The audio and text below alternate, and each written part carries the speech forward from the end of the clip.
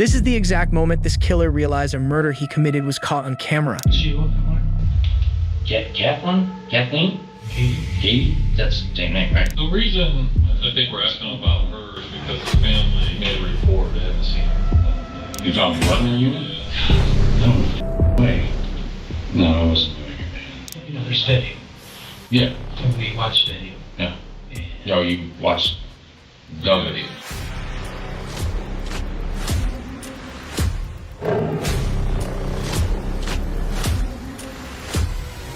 We have video of you talking to Katie. Well, yeah, I've talked to Katie before. Talking to her on Monday, driving her van away. Her keys were found in your dad's basement today. You know, shit. That fucking Jim, he's trying. I bet he's trying to get back. That's not the narrative you want to try to do. This is just one of the 4 cases we'll be covering in this video times killers didn't realize they were being recorded, starting with a shocking case of Michael Olson. In the summer of 2019 in West Akron, Ohio, the friends and family of Mary Kay, Katie Wolfarth, would keep calling and texting her to try and get a hold of her. But after 2 days without a response, her friends began to worry that the worst had happened. So a missing persons report was filed and the police were called. I reported a friend missing earlier today, and I think we have maybe gone paperwork or whatever for a missing person. Okay, and who's missing? Mary Kay Wolfarth. How old is the missing person? 268, born in 50. Okay, when was the last time you saw her? 1 o'clock yesterday. At her place? No, I saw her at an auction, and then we were supposed to meet again today at 3 o'clock. Oh, and okay. she didn't show up, and so I went to her house, and her mail and her newspaper were unfortunate. Her neighbor said she hadn't come home last night, which is like totally out of character. Okay. And she has 2 cats here that I have to feed. Okay, so she didn't show up for to meet up with you. No. 24 hours later, Katie's loved ones would continue to express their concerns to the cops as well as provide them with more details about her disappearance. What's going on? And her sister is missing for just about like 1 hour, couple of hours. She didn't feed her cats. Her cats are everything in the whole wide world.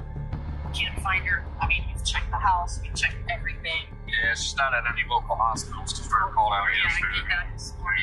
We checked the tails.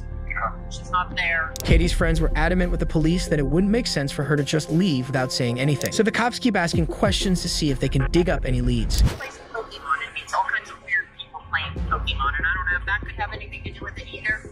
Either way, she's missing. We can't find her, and she could be at a loss.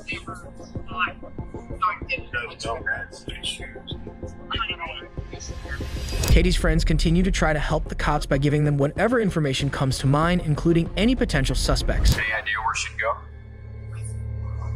Here's the only thing we can piece together.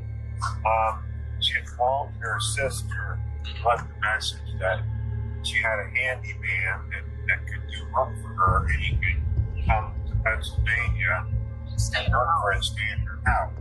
And that's the last message anybody heard. That the worker could come from Pennsylvania? No, from here to Pennsylvania, stay her house in So Pennsylvania. you're in Pennsylvania. She called her and told her that she had a worker that could come down to Swissville to stay at her house, which is something she wouldn't have allowed, and to work on her house, like a handyman thing, and then she was giggling at the end of it, which is not my aunt. The information provided by Katie's friends gave the cops enough to begin their investigation, and it didn't take them long to find Katie's consistent whereabouts, which include her antique store and a storage unit. But the police were about to receive a call that would be their first real break in the case. Akron Police Fire, Stephen R. Good morning. My name is Craig. I work at Leslie Floor Sandy. We have rental units behind our building, and there is a lady that has been missing. I don't know if a report has been filed. Okay. Her name is Katie Wolfarth. My reason for calling is that her rental unit has been entered by another individual. We have it on surveillance case. Okay. And to my knowledge, that individual has no permission, reason, authority to go in there. Okay. Okay. So Katie, how do you know she's missing? Well, her partner, a man by the name of Dave, they both rent units from us. And he came in Monday evening, asked Richard, the other fellow, if he had seen Katie Wolfarth. And Richard said no. And Dave came in again this morning And I started looking for the security tapes that we got, and I found this individual going into her unit. The call was from the manager at the self-storage facility that Katie used. He said that Katie's storage unit was entered by someone who had no permission to be there, and he had it all on tape. So the police officers rushed over to the storage facility to see the evidence.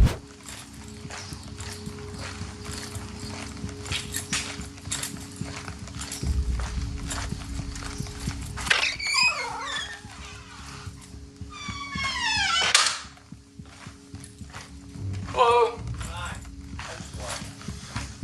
Okay, so that's her van? Yes, sir. Can we just start the video and That's what we're doing. just watch it? Mind if I take a seat? Nope. We got a cushion on it. All right. I'd rather look at you this way than The following footage is real and shows exactly what happened to Katie and why she is missing.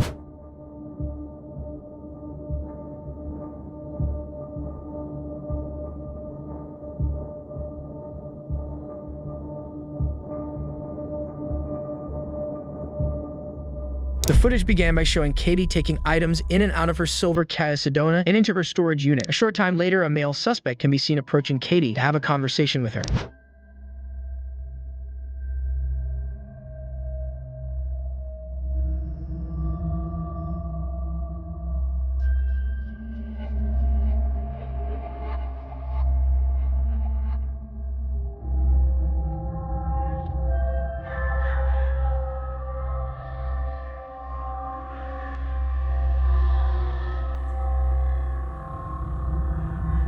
After ending the conversation with a high five, the suspect can be seen approaching Katie's storage unit again. Only this time, he crouches behind the silver minivan in front of him, as if he's trying to stay out of sight.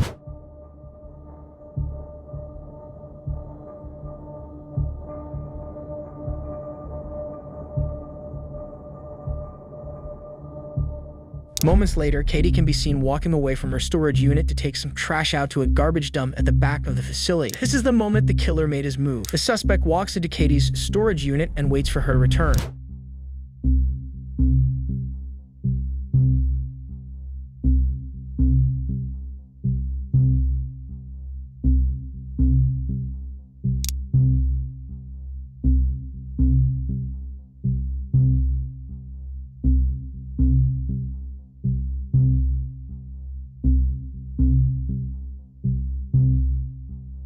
Only minutes later, the suspect is seen exiting Katie's storage unit, but he's wearing a white blanket draped over him, almost as if he's trying to hide his identity. Then the suspect can be seen exiting his storage unit to begin packing up Katie's things.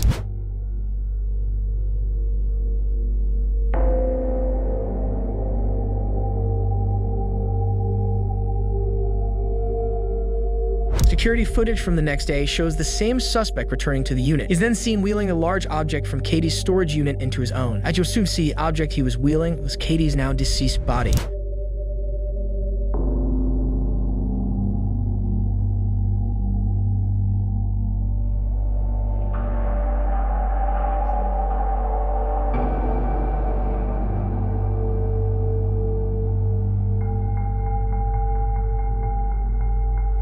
After the CCTV was retrieved, law enforcement found that the unit was rented out by James Olson, who identified his son, Michael J. Olson, as the man in the CCTV footage. The police determined this footage was enough evidence to investigate further and went to open the storage unit Michael was seen wheeling the body into. Once inside, police would find a deceased Katie and other pieces of evidence that were still covered in blood. Now that the police had a culprit for the murder, the search was on to find him and make an arrest. Fortunately for them, only days after the discovery, Olson would be arrested for breaking into a nearby restaurant on a completely unrelated crime. The following is footage from his arrest. Bear in mind, at the time of this arrest, Olson has no idea the police knew about his involvement in Katie's disappearance. Yeah, this way, sir. Yes, I need to choose the ID. I should know your face. What's that? You ever been in the county before? Yes. What if I took you? What if I took you? Well, I got a stupid TPO, my ex-girlfriend, who What's her name? wasn't Hubsy. That was, Is this an acronym? well, no, she lives in the Falls. Olson believed that he was about to be interrogated for breaking and entering when in reality, he was about to be informed that the murder he committed only days earlier was caught on camera.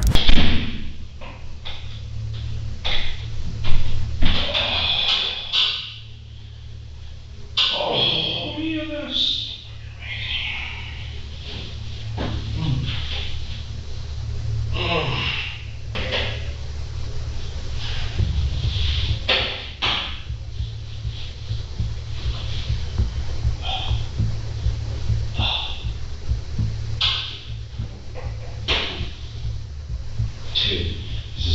stupid break-in in there. Are you kidding me? I can't believe they would fucking call me for that. These things are gonna fall off anyway. The pants are gonna fall off. I lost so much damn weight. Oh shit, now I gotta piss. Fuck.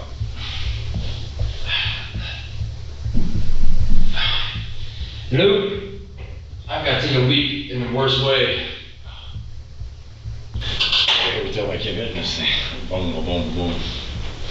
Yeah, it is a little chilly in here. Yeah, well, yeah, it is. The detectives begin the interrogation by easing Olson into everything with small talk. And after they read him his Miranda rights, they decide to ask him about the break-in first, hoping that way he'll open up before he suspects he's there for something more serious. And then when we came in, we arrived and you were in the basement at that time. Yeah, I was getting stuff out of the basement.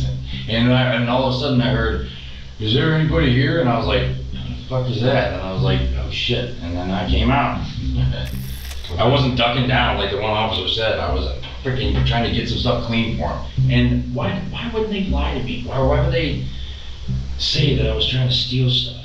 God, I've lived there for... I don't know if they actually said you were trying to steal something. Well, then what am I doing here? Well, because they said that they didn't know that you were in a house. Oh my God, did you see how intoxicated she was? They drink all day, every day. They drink a liter of Kamchatka damn near every day. After asking him about the break-in, officers shift the conversation to something more lighthearted before leaving him in the room to sit with his thoughts. It was like probably 3 or 4 days ago. I was just being goofy and just shaving around. My cousin's coming in from town. He's a Marine. I wanted to do something funny for him, and heck, I've never shaved my head before, really. I mean, a couple times, but not like shaved it. Right. It feels kind of good. I kind of like it. A little cooler in the summer, right? Yeah, exactly. That's, I mean, and literally, I think, so I went to I played courthouse baseball with a buddy of mine back, I think I played from when I was 27 until about 30. Anyway, from the Thurman Munson Stadium, I didn't have gel and I didn't have my hat. So I was going like this, it was in my face, I was like, fuck it, I'm getting rid of it. I can't fucking believe it. They said that they didn't know I was in the house. What a crock of shit. Unfucking believable. Come on. Can you please take these shit off? I don't believe you. Olson still seems to believe that this entire interrogation is about his breaking and entering charge. But when the interrogators come back in the room, he'll find out why he's really being questioned. So I read your Miranda rights. You understand those? Yes. Okay. Yes. Keeping those rights in mind, we'd like to talk to you about another issue. So today, you told Detective Brady that you were mulching out there in Coventry. Yes. Yeah, I went up to Atkins, find a small storage. Did you? Well, we met your dad today, and he was saying that. You met my dad? Yeah. Yeah, did you talk to your dad on the phone today? Yeah, a couple times. Yeah. And What'd you guys you ran out of gas? Yeah, I ran out of gas. I've been running out of gas a lot lately. I've been a little bit broke. Yeah, so. Like he asked, what you guys talked about with your dad? Like you said, he called me up earlier to go get a ride to bring up the past load finish gun, and then that was about it. Did he say that we wanted to talk to you? We? The Akron place? No. Olson is obviously surprised to hear that the detectives met his dad, because in his mind, they would have no reason to. But as the investigators begin asking Olson details about the storage unit, he probably started to put the pieces together. This isn't about his breaking and entering case. So your storage unit up there on North Hill. Yeah. Well, it's your dad. It's my dad's. Yeah, it ain't mine. Who has access to it? Me and my dad. Yeah, and then there's anyone else?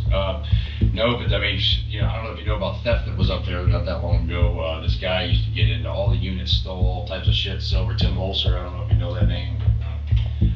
Yeah, but me and my dad are the only ones that had the keys for it. But yeah, so that's. Okay. When was the last time you were there? I was up there either this morning or yesterday morning. I can't remember what actually day it was. Now, are you aware that that storage area, they've got all kinds of cameras? Oh, yeah, because of the theft. Yeah. Olson brings up someone named Tim, a name that he'll come back to later, but not before he tells the cops that he can't quite remember the last time he was at the storage unit, a convenient gap in memory that the investigators press him on. So when was the last time you were up at the storage unit? Like I said, yesterday morning, can't remember what day it was. Were you up there Monday? Yesterday. Today is Wednesday. I've been up there sporadically throughout the last week. I don't know exactly which day, but Wednesday. I think I was up there Monday. When's the last time you saw them? I don't know, 3-4 days ago, something like that. 5 days. I literally, my days have been running together so much that I'm freaking going crazy. What's she looking Yeah, that's Dave and Kathleen? Katie? That's the same name, right? Yeah, I think so. Yeah. Who is she? She has a storage unit up there, I think, with her officer. When's the last time you saw her? Probably Saturday, Sunday, something like that. I was up there doing some stuff around the shop. Olson claims that he wasn't at the storage unit on Monday, and when confronted with a picture of Katie, says that the last time he saw her was on Saturday or Sunday. But that's when law enforcement reminds Olson that there's a video and that they've seen it. And based on that evidence and his constant fidgeting, they know if he's lying. Monday. I don't think I was up there Monday. I really don't. I don't think I was up there Monday. I know I was there over the weekend. Well, like I told you, there's video. Yeah. We watched video. Yeah. No, you watched. No, did you talk to her at all? No. Yeah, well, she actually tried to knock on my door one night. She said I was sleeping up there. I fell asleep or something. She gave me a fan if I was hot or something. So I had talked to her before, yeah. So, would her DNA be in your storage unit? No, not at all. Not at all. No. Why would her DNA? Well, the reason I think we're asking about her is because the family made a report. They haven't seen her in a couple of days. So we're trying to find her. DNA? Why? No, she was, if anything, she stepped right inside my unit and gave me and she blew off the filter for my shop vac that I was using. This is ridiculous. Okay. So, on Monday, her sister got a phone call, or actually a message left on her machine, saying Katie was telling her she has this handyman named James. Oh yeah, her sister in Pennsylvania. Yeah, I was gonna do a little road trip work trip for her, but yeah. Okay. Remember having that conversation? Yeah. So you saw her Monday, or sometime in the last couple of days. Yeah, last couple of days. Yeah. Because she's been missing for a couple of days, so we've been trying to find her. Do you have any idea where she might be? Did she talk about where she was going? No idea. She did not say where she was going. No. Again, there's video, and this was Monday, that shows you moving her van. No. Yeah. No, I wasn't moving her van. Video doesn't lie. Can you explain that? No, I can't.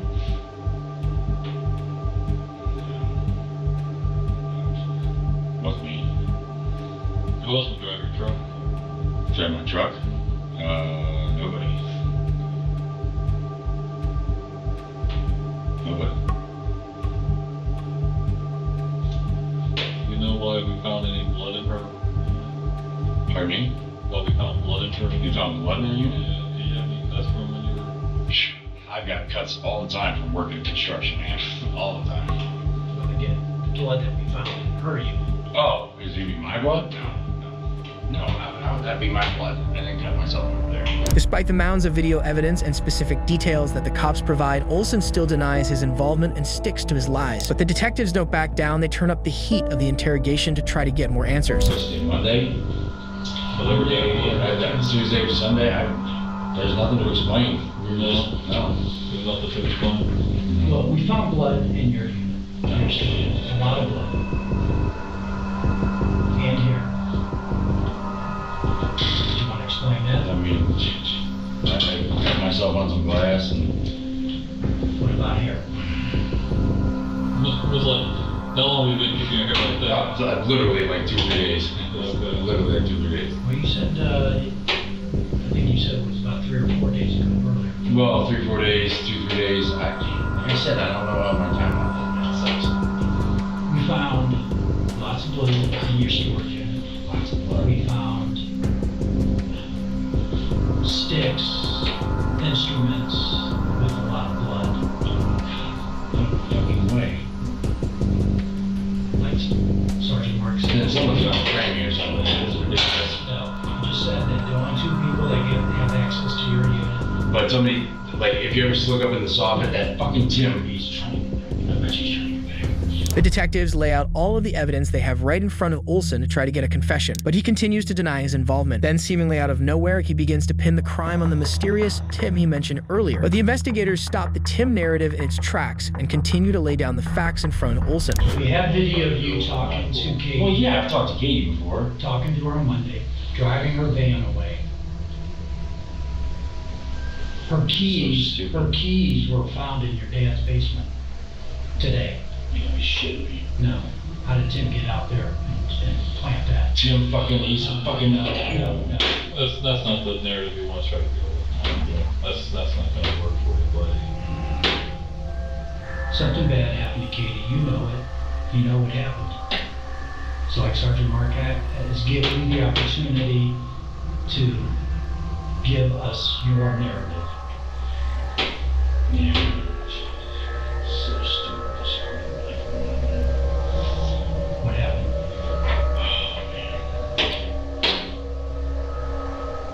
She wouldn't give you some money. She wouldn't give you a job. Olson begins giving the cops his confession, but starts by telling them that his ex-girlfriend made him a different person. We have the sticks. Yeah.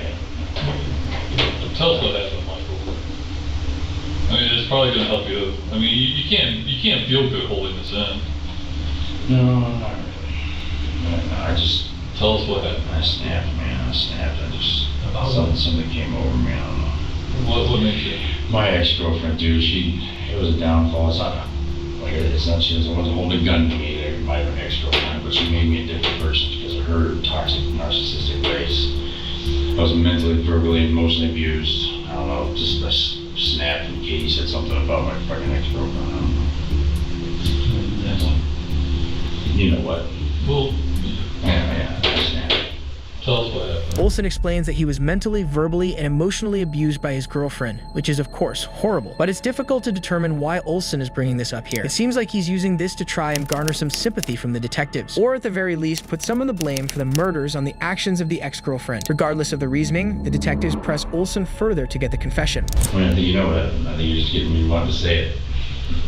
That's why I told you, this is your narrative. This is your chance to say for your story. Yeah, well, I just. Are you just a cold-blooded, homicidal maniac? Not at all. Or was it heat of the moment? Heat of the moment type of thing. I snapped. So take us through it, man. I just went over there, hit her on the head. That was it. What'd you hit her on the head with? Yes, something. Like a metal pipe, a walking stick.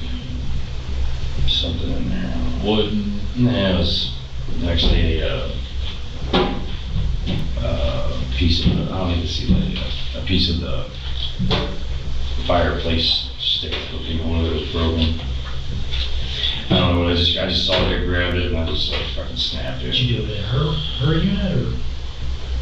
Yeah. And then I don't know, I tried to get rid of the evidence, but it was a stupid idea to do. I was thinking about those fucking cameras. Where's the van? No idea. I parked it in the hood somewhere.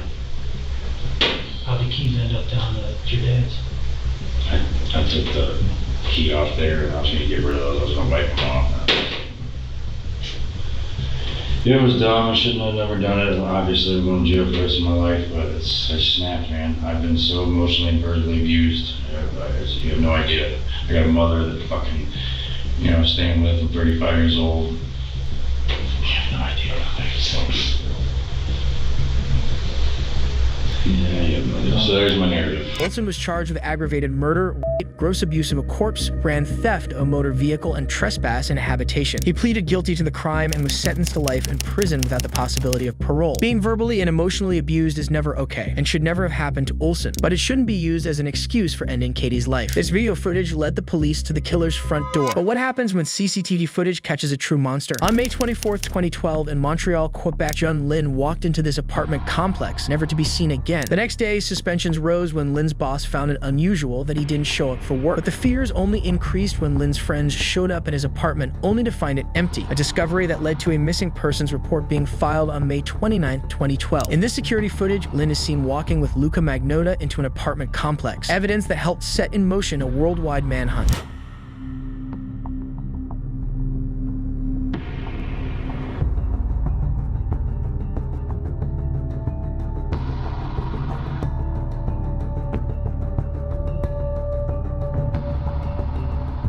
The next day, an 11-minute video entitled "One Lunatic, One Ice Pick" was posted to bestgore.com. In the video, a male was tied to a bed frame and stabbed repeatedly with an ice pick and kitchen knife. The perpetrator then dismembered the body and performed acts of necrophilia. When the video was posted, numerous people tried to report the video to local police and the FBI, but the report was initially dismissed. However, the report was later confirmed to be authentic after human remains, bloody clothes, and papers identifying Magnotta were discovered behind the apartment. But the footage from the security camera that was later found showed Magnotta exiting his apartment complex wearing the victim's clothing, as well as bringing a large suitcase inside.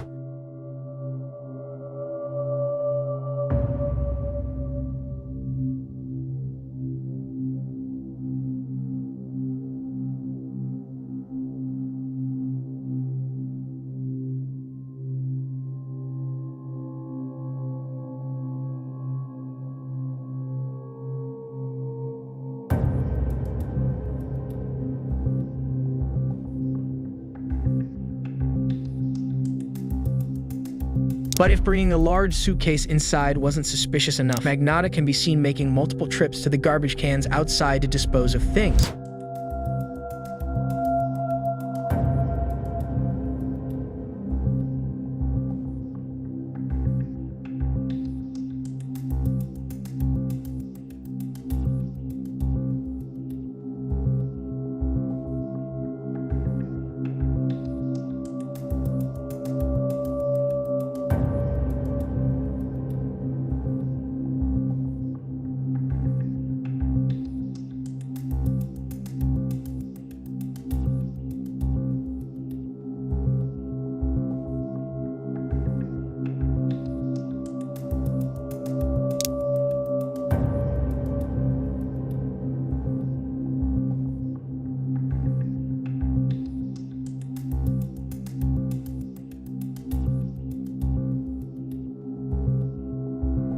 On May 26, 2012, Magnotta can be seen taking trash bags out of his apartment as well as taking more trips to the garbage.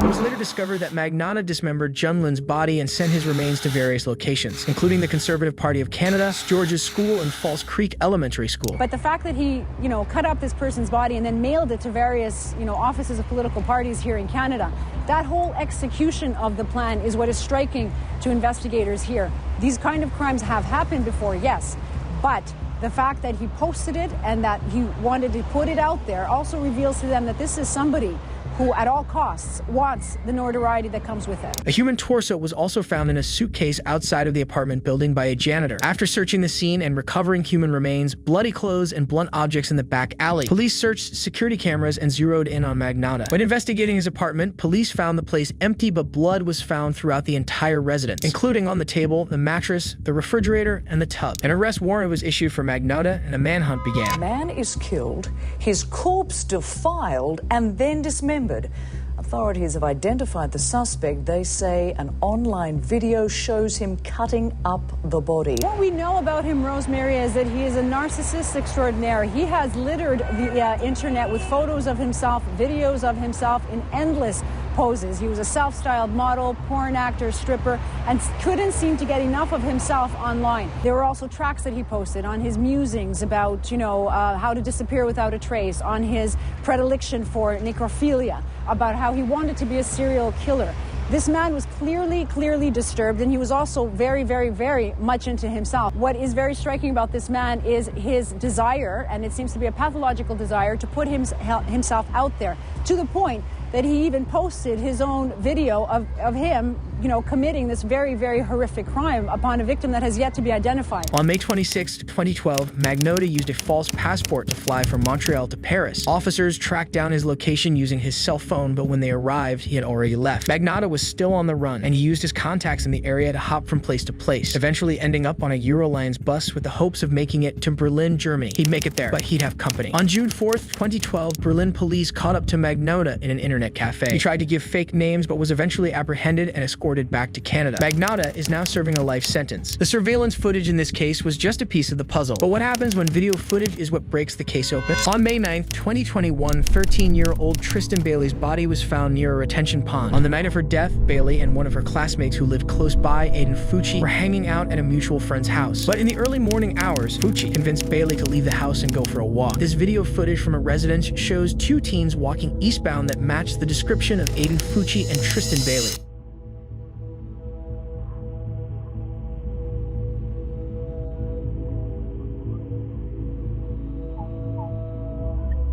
Over an hour later, the same security camera footage caught a teenager investigators say is Fucci running back to where he came from with his white shoes in his hands. Only this time, Bailey isn't with him. This would imply that either Fucci walked Tristan to her house or something truly terrible happened.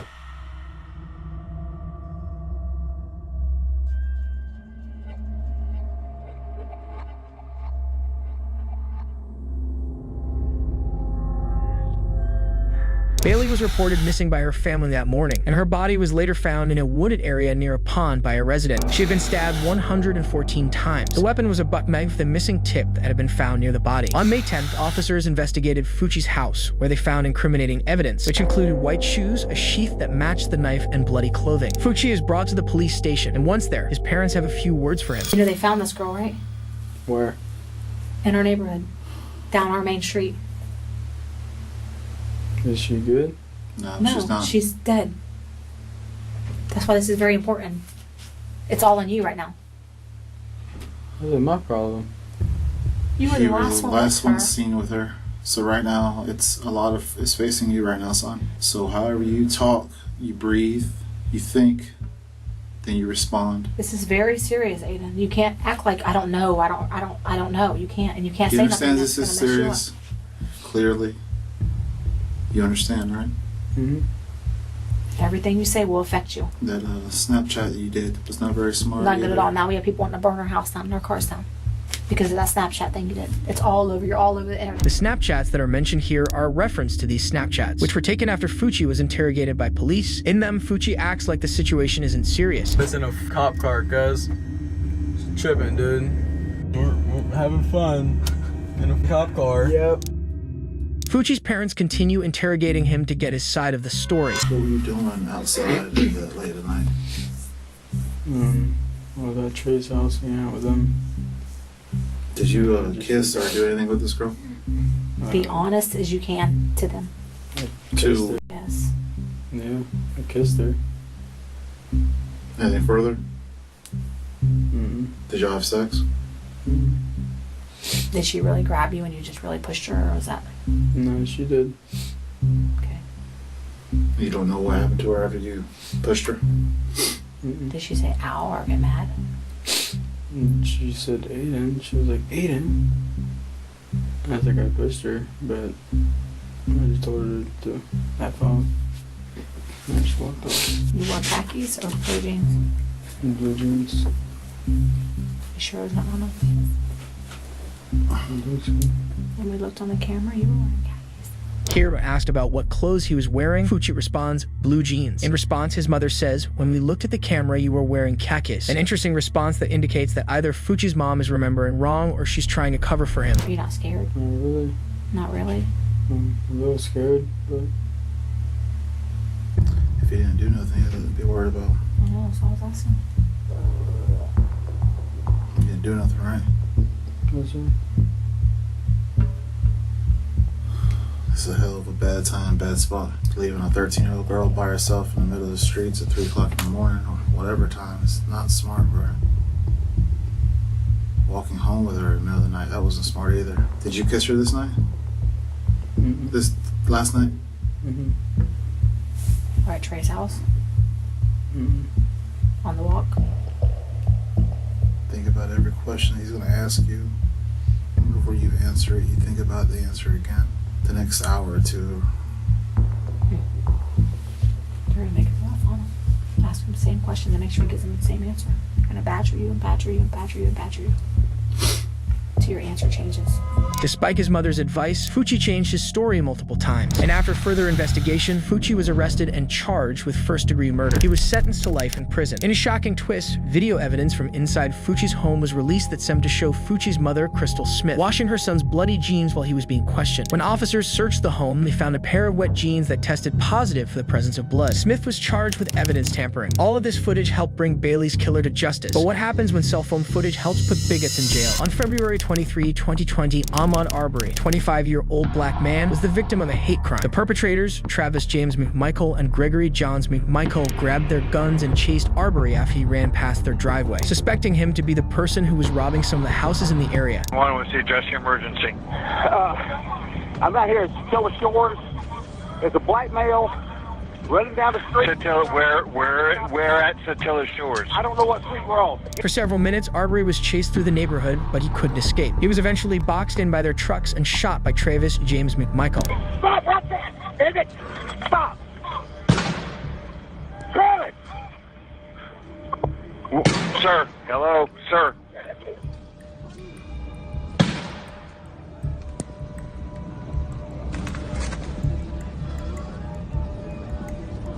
After being shot once, Arbery tried to wrestle the gun away from Travis, but was shot twice more. The perpetrators of the crime claimed self-defense, but Arbery was unarmed. In this bodycam footage, police officers can be seen speaking with the suspects. I said, Travis, go back that way. He said, no, I'm going to go head him off. So sure enough, he comes around. We come back down here, and he's right here. And he starts running past us. And Travis backs up and says, hey, stop, we want to talk to him. Or something to that effect. I don't remember the exact words that was said. By this time, I'm in the back of the truck. So the guy, he's looking dead at us, you know? He's like, from me to you. And he turns and he runs. Travis gets out with the shotgun and runs up there. And, I said, Travis, don't shoot, don't do anything. The guy turns and comes at him. And they start wrestling, and Travis shoots him around the chest. If he would have stopped, this wouldn't happen. That's fine. That's fine. I live right there. We've had break-ins. Okay. And my gun's stolen. Okay. And we caught him the other day, and Dad was outside and saw him running by, and the neighbors pointing and everything. So saw who running by? Him. Okay. So we run out to stop him to talk to him. Mm-hmm. He took off running. Stopped. He come out of the truck running at us. I told him stop till he hit me. I had nothing to do. There's nothing else I can do. I got you. You're also, we're going to give you a ride to headquarters. You're going to talk to some investigators. Say everything's got to be done right. I know. Okay. I want it done right. I got you. So this just doesn't look good. It just shot at me. One of the first things Travis McMichael said to the officer was, if he would have stopped, this wouldn't have happened. An interesting comment considering that McMichael was the one who was armed in this situation. He didn't have to escalate things to violence. While this officer is speaking with Travis, another tracks down William Roderick Bryant, sure to speak with him. Like, people get broken into out here. Right. So I hollered at them. I said, y'all got him? And he just kept running. He was full bore running down Burford. They got down to the end down there somewhere. I must have passed him because I pulled out of my driveway, was going to try to block him. But he was going all around it, and I made a few moves at him, and he didn't stop. And they started coming from that way. Okay, they is in this white truck. White truck? Yeah. And I tried to kind of block him again. I didn't really know who that was at the time, but I tried to block him again. That didn't happen. They went around me, so I turned around, come back. About the time I was fixing to get out the truck or see what he was doing, he started coming back towards me. But they all jump out in the damn truck. He turns around, comes, sees me. He turns back around and starts hauling ass that way. Okay. He's out the truck on the driver's side, and he had the shotgun. Okay, who did? The driver's side. The driver of this truck had the shotgun. Right, Okay. Travis over there, I guess. All right, so pause 1 minute so I can get it right. So when he got out with the shotgun, where was the black male at that time? Man, I want to say about the middle of this driveway. Okay. But on the road right there. Yes. And then Travis. That's never fine. really, Hey, first of all, take your time. You're good, man. He All never right. really raised his gun to him. Okay. But about that time, he come over and started just wailing on his face. The black dude started hitting the white guy in the face. Okay. And this occurred where? Around the driveway or right here? Around the driveway area. Around the driveway area. Okay. Yep. Now, did this gentleman here, right? Did he walk up to the black guy with the shotgun? No, it was Travis. That did. Okay, the other guy. With all the blood on him. He's standing there with the shotgun. Yep. The guy. No. Travis has got the shotgun. Okay, this guy's got the shotgun. He was the one in the truck. Actually, he was around the front of the truck by this point, and he had a pistol. Who was driving the truck? Travis. Okay. So tell me about Travis. Start at that point again. Where was Travis at? Because I want to make sure I knew who jumped out of the truck with the shotgun. Who jumped out of the truck with the shotgun? Travis. Okay. He got out of the truck with the shotgun. Then what happened? He come around the other side. Okay. Greg here. Come around the other side. With a pistol. With a pistol. Okay. By that time, This gentleman here is standing on this side of the truck with the shotgun. Yep. Okay. And they were hitting on each other. All right, pause right there for me. All right. He's right here with a shotgun. This guy went around the other side with a handgun. Black gentleman standing right here around the driveway area. Well, he's still in the road. He never Okay, makes it so to right the in the road driveway. there. Yeah. Okay. At what point? What happened there with the three individuals? Who? Man, I think the black guy come over. I mean, like I say, the gun was about like this. From Okay. what I remember seeing, the gun was about like this. Black guy come over and started wailing on his head. Okay. On Travis's head. Okay. And do you remember where were you at this point? Back a little further than I am right now. Okay. In the truck. Did that occur closer toward the truck? Did the black guy advance toward the truck a little bit? No. Travis was on this side. Okay. Black guy comes this way. Okay. Eddie. All right. And that was around the front of the truck then, right? Yeah. Yep. Okay. Yeah. All right. Where is he at during this physical altercation? He's standing kind of more in front of the truck. Okay. With his pistol. Okay. And where is the shotgun located at during this? While the black guy was punching, you said the black guy was punching the white guy in the face, right? In the head? Yeah. While he's punching him, where is Most of the time it's down like this. Okay. And Travis really can't get away from him, can't pull up with the shotgun. I think Travis even gets a lick or two in. Okay.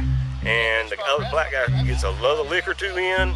And about that time the shotgun gets raised up and he pulls the trigger. Okay.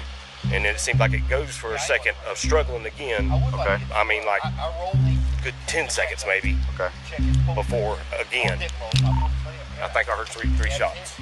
Brian told police that he saw Arbery running by, so he tried to block him multiple times, cornered him, and chased after him in his truck. Remember, this was all because they all assumed he committed a crime. Defending himself? Did it look like he was defending himself to you? Yeah. I mean, if the guy would have stopped, you know, I mean, find out what was going on, he obviously was up to something. I mean, this would have never happened. You know, should we have been chasing him? I don't know. You know? I mean, but, yeah, no, at that point, one time when I cornered him up over here, he was trying to get in my truck. He tried to get in my door. Okay. So that was on this road here? No, it was on that road. On that road. Yeah. So he come up to your door and was pulling your door handle on the driver's side? Driver's side. Matter of fact, he's probably So let me ask you this: what did it look like he was trying to do? He was trying to get on this side of the car, right? What did it look like he was trying to do? What? I mean, I'd cut him off pretty good now, you know. But I mean, did he actually pull on your handle? I wouldn't be surprised if that's his warrants right there. Okay. He was trying to get the handle. Okay. Nobody got this on video. You just witnessed it, correct? I got it. You got it on video? I ain't looked at it. Okay. You ready? Yes, sir. Yeah. All right. You want At what point did you start videoing? Well, I thought he was gonna get away. Okay. So that was the you was trying to capture who he looked like. Yeah, I mean, to be honest with you, I probably got 2 videos, 3 videos. I mean, it probably started over here. I don't know what I got because half the time I was trying to drive. Then I realized I had my damn seatbelt on. If I get thrown through the damn windshield trying to chase this joker. Okay. You know, so I kind of threw the phone down so they didn't tell them what's on there, to be honest with you. Okay. But I think this is on there. Yeah, let's take a look, man. Brian tells the officer that the encounter was recorded, so the officer steps inside of his vehicle to retrieve and watch the footage of Arbery being chased and eventually shot. What is some lead up to this? Like, so you see him running, and you're like, oh. You see him. I mean, they come running by. He come running by, and the truck was following him, or right beside him, or whatever. The white truck was following him. Okay, I'm just trying to make sure I understand. And they went by your house when you was out there, right? Yeah. Okay. Yeah, I was on the front porch. We've been working on it all morning. So, I mean, that come cruising by, and I'm like... Then the dude turned around and came back this way. The truck turned around and followed them. Yeah. So when they come back right through here, they went up this road. They come back right through here. Yeah. Or, excuse me, the black guy come running right through here. And I didn't see the white truck, so I figured Dispatch 136, you want me to keep it 10-3 for now? I figured the white truck was circling the block. I didn't see him. Okay. I mean, that's kind of the way I was thinking anyway. The black guy, like I say, went on up towards about the damn fire truck, but I think I somehow changed his mind and he cut back through this way. I think I blocked him again or something over there. Okay. And he cut back through this way, so I went back up in here and went that way, and that's about where your video picks up. When the black dude come back this way, it was a white truck behind him, or they went on around? No, he come around. Oh, okay. Me and him passed. He went around. Black guy come this way. White truck come down through here, and then that's when they come up here, then back down. Right. The black guy come up here a little bit. No, I was following the black guy that way, and then he turned around. Right. He come up this way, and then went back. And went back this way. Okay. And I was trying to turn around back there, and they were already. Okay. Right behind you. Okay. Yep. Okay. And at some point, when they were right behind him on this road, they went ahead of him at some point because and when they stopped here. I almost want to say that the black guy was tired of running. Okay. And he was fixing to come front of him, regardless of whether he seen me round the corner right there, and he was like, "Man, I'm done." So, at that point, he didn't look like he was trying to run anywhere. It looked like he was trying to go for that truck.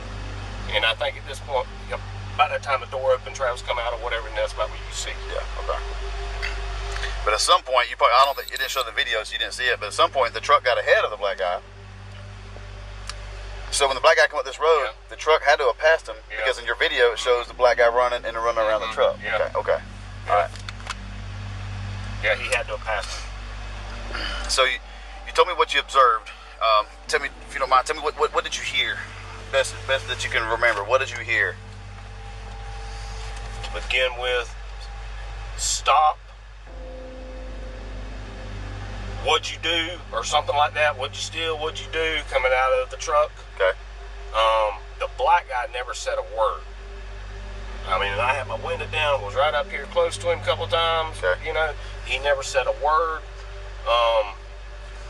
And just struggling and stop.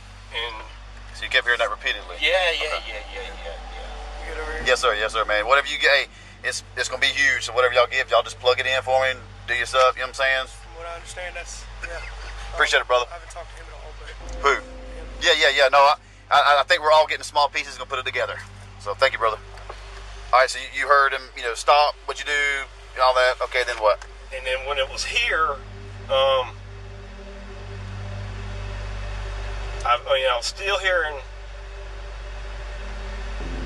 quit or stop or something right here. I mean, it was, and that was out of the white guys. The black guy never said anything. And then after that, about the only thing I really remember hearing was just struggling between the two. Okay. More so the white guy than the black guy. Really never remember hearing a sound really out of the black guy. Okay. Not a bunch of words. Really. Okay. All right, fair enough. Travis would continue to claim that their actions were self-defense, even though Arbery never had a weapon or even yelled at anyone. Travis James McMichael, Gregory Johns McMichael, and William Roderick Bryan Jr. were all charged with 1 count of malice murder, 4 counts of felony murder, 2 counts of aggravated assault, 1 count of false imprisonment, and 1 count of criminal attempt to commit false imprisonment. Travis James McMichael and Gregory Johns McMichael were sentenced to life in prison without the possibility of parole, while William Roderick Bryan Jr. was sentenced to life in prison with the possibility of parole after 30 years.